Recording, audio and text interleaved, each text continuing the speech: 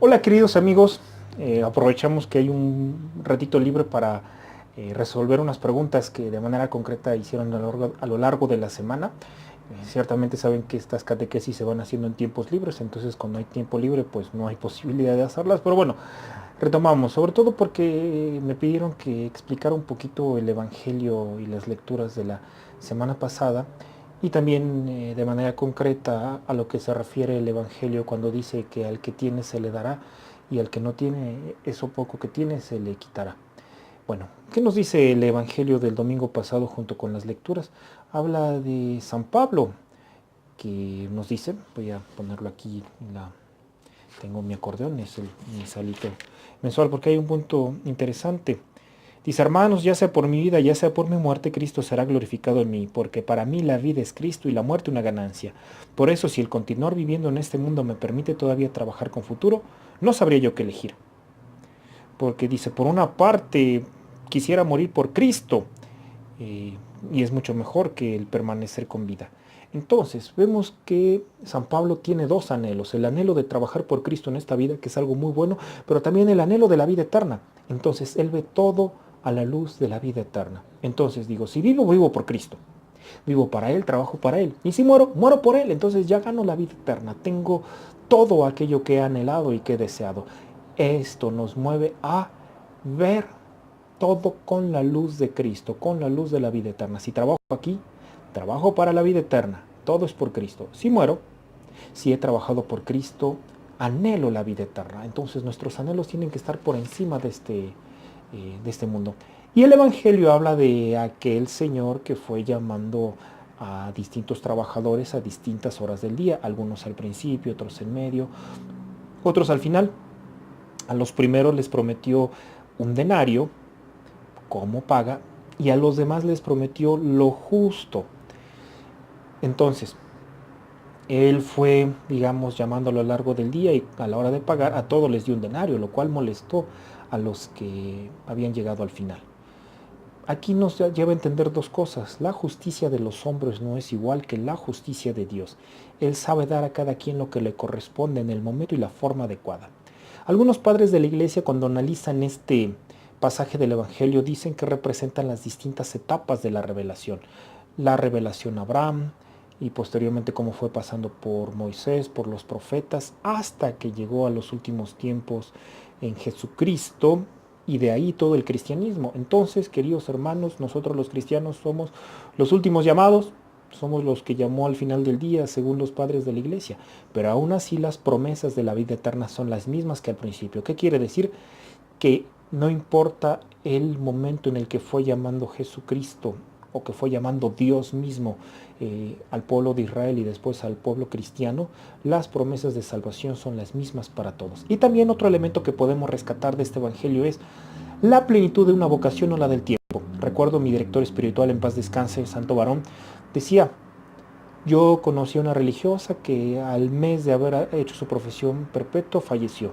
Tuve otro compañero que al año de que se ordenó empezó a tener una enfermedad y falleció. Yo llevo 50 años de sacerdote y a esperas, en el momento en que el Señor me llame. ¿Qué vocación fue más plena de las tres? Ninguna. La plenitud de una vocación no la da el tiempo, la da la fidelidad, la da el amor a Cristo. Entonces yo pude haber estado mucho tiempo, pero sin amor, eso no hace una vocación plena. Pude estar poco tiempo en una vocación con amor pleno, eso le da plenitud. Y vemos en las vidas de los santos, hay quien llamó de niño y murió de niño, tenemos a Santo Domingo Sabio, hay quien llamó de grande, o más bien respondió hasta grande, como por ejemplo San Agustín, pero hay quien llamó de niño, permaneció una vida hasta el final, como el Padre Pío, que desde niño tenía una vida de santidad y hasta anciano tuvo una vida de santidad.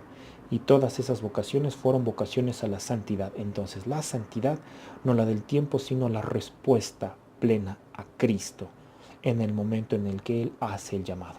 Y finalmente estamos haciendo como una mezcolanza miscelánea de distintos elementos. El Evangelio que preguntan concretamente, que dice, bueno, al que tiene se le dará y al que no tiene, hasta eso poco que tiene se le quitará. Precisamente este evangelio hace referencia a la luz. Nadie prende una lámpara para ponerla debajo de una cama o para esconderla. De hecho, yo de chiquitos hice eso de poner una vela debajo de una cama. Después de las posadas me puse a explorar con mi hermano debajo de mi cama y bueno, esta exploración terminó en mi cama quemada. Hábilmente mi hermano decidió que exploráramos en mi cama, no en la suya. Éramos pequeños y ese día dormí en catre. Entonces no conviene meter lámparas debajo de las camas, así como este breviario chusco. Bueno, pero retomando, la luz está hecha para iluminar y debemos permitir que la luz de Cristo nos ilumine. Y cuando nos ilumine, esta luz tiene que iluminar a los demás. Y toda la realidad la tenemos que ver a la luz de Cristo, a la luz de la fe, a la luz de la vida eterna. Entonces, cuando nosotros vemos toda la realidad a la luz de la vida eterna, vemos que esta realidad es plena y vemos que esta realidad se hace verdaderamente impresionante y grande en la vida eterna. Entonces, si nosotros nos dejamos iluminar por Dios, vemos que todo aquello que tenemos debe reflejar hacia la vida eterna. Por consiguiente, aquello que tenemos en orden a la salvación será grande, será enorme, será interminable, porque tiene ese eco en la vida eterna. Aquello que al que tiene se le dará, al que tiene fe se le dará más y más y más y más en orden a la vida eterna. Pero al que no tiene fe, es posible que viva creyendo que tiene algo que va a durar para toda la vida. Ok, yo no tengo fe, entonces yo voy a empezar a afianzar mi seguridad en las cosas de este mundo. Y yo creo que tengo amor, creo que tengo seguridad, creo que tengo estabilidad. Pero al no tener fe, llegará un momento en que todo esto se pierda, porque todo esto es caduco. Entonces, por la falta de fe, eso poco que tenemos se quitará. Porque así es la naturaleza de las cosas de este mundo, se terminan, se acaban. A eso se refiere que al que no tiene hasta eso poco que tiene se le quitará. Entonces, queridos hermanos, hay que ver todo a la luz de la fe y llenarnos solo de aquellas cosas que tengan eco en la vida eterna para que verdaderamente tengamos esta recompensa y afiancemos todo lo que tenemos. Queridos amigos, esperando que esto haya sido verdaderamente de ayuda para la vida de fe, les invito a compartir con el sentido de que pueda servirles a otros. Y les mando mi bendición. La bendición de Dios Todopoderoso, Padre, Hijo y Espíritu Santo, descienda sobre ustedes y permanezca para siempre. Amén. ¡Viva Cristo Rey!